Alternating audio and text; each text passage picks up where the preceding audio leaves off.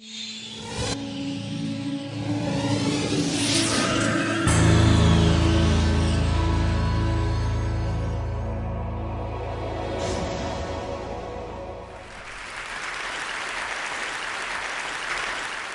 my name is Frank, and I collect secrets.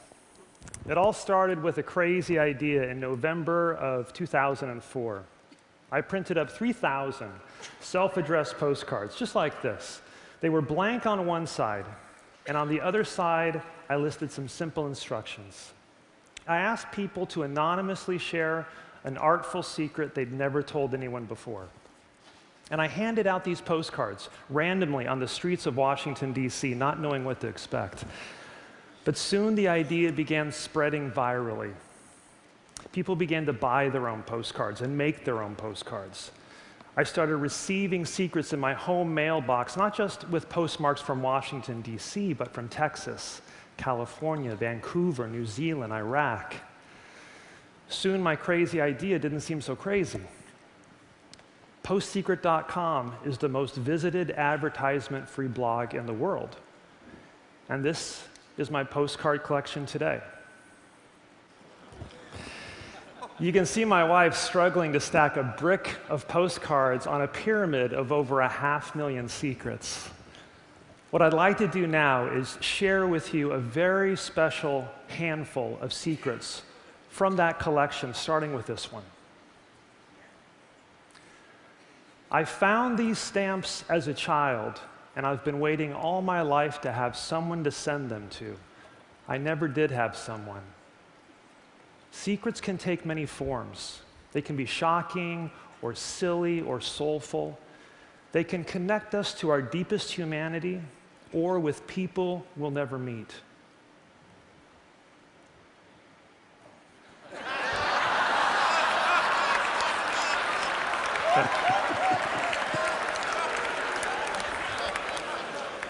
Maybe one of you sent this one in? I don't know. This one does a great job of demonstrating the creativity that people have when they make and mail me a postcard. This one obviously was made out of half a Starbucks cup with a stamp and my home address written on the other side. Dear birth mother, I have great parents. I found love. I'm happy.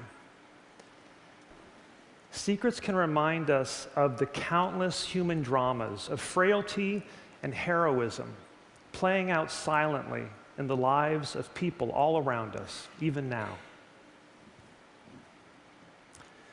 Everyone who knew me before 9/11 believes I'm dead.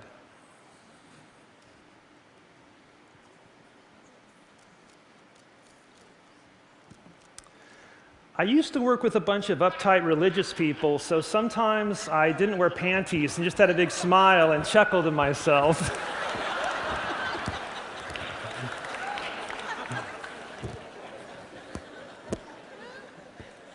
This next one takes a little explanation before I share it with you. I love to speak on college campuses and share secrets and the stories with students. And sometimes afterwards, I'll stick around and sign books and take photos with students. And this next postcard was made out of one of those photos. And I should also mention that just like today, at that post-secret event, I was using a wireless microphone. Your mic wasn't off during sound check? We all heard you pee.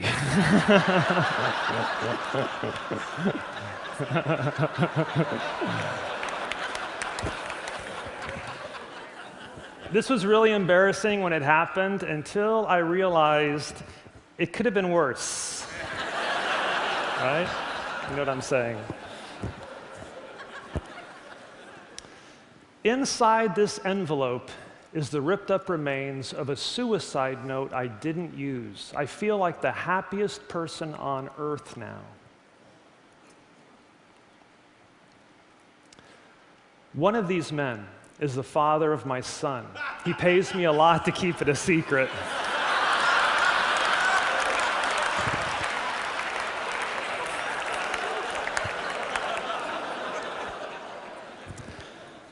That Saturday when you wondered where I was, well, I was getting your ring. It's in my pocket right now. I had this postcard posted on the Post Secret blog 2 years ago on Valentine's Day. It was the very bottom, the last secret in the long column. And it hadn't been up for more than a couple of hours before I received this exuberant email from the guy who mailed me this postcard. And he said, Frank, I've got to share with you this story that just played out in my life. He said, my knees are still shaking. He said, for 3 years, my girlfriend and I, we've made it this Sunday morning ritual to visit the Post Secret blog together and read the secrets out loud. I read some to her, she reads some to me. He says it's really brought us closer together through the years. And so when I discovered that you had posted my surprise proposal to my girlfriend at the very bottom, I was beside myself. I tried to act calm, not to give anything away. And just like every Sunday, we started reading the secrets out loud to each other. He said, but this time, it seemed like it was taking her forever to get through each one. But she finally did. She got to that bottom secret, his proposal to her, and he said, she read it once, and then she read it again, and she turned to him and said, is that our cat?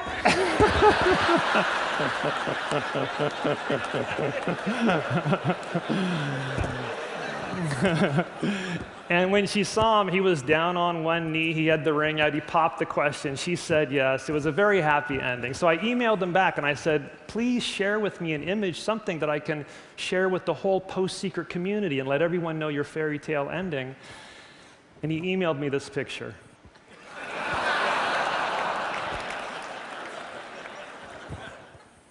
I found your camera at Lollapalooza this summer. I finally got the pictures developed, and I'd love to give them to you. This picture never got returned back to the people who lost it. But this secret has impacted many lives, starting with a student up in Canada named Maddie. Maddie was inspired by that secret to start his own website, a website called I Found Your Camera. Maddie invites people to mail him digital cameras that they've found, memory sticks that have been lost with orphan photos. And Maddie takes the pictures off these cameras and posts them on his website every week. And people come to visit to see if they can identify a picture they've lost or help somebody else get the photos back to them that they might be desperately searching for. This one's my favorite. Maddie has found this ingenious way to leverage the kindness of strangers. And it might seem like a simple idea, and it is, but the impact it can have on people's lives can be huge. Maddie shared with me an emotional email he received from the mother in that picture.